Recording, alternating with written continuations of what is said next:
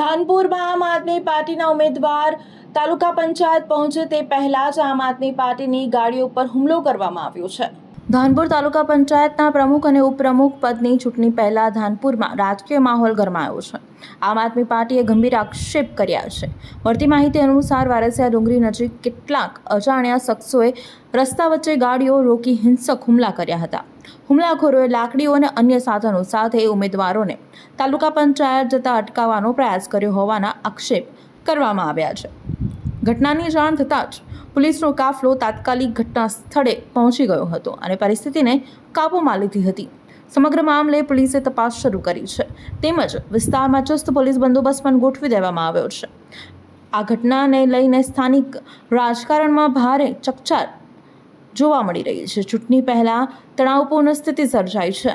આજરોજ અમે તાલુકાની બોડી બનાવવા માટે ધાનપુર મુકામે તાલુકા પંચાયત પર આવતા હતા। એમાં રાજવાના ઘાટા પર એક તુફાન અને ઝાડ પાડી અને રસ્તો રોકી દીધો હતો।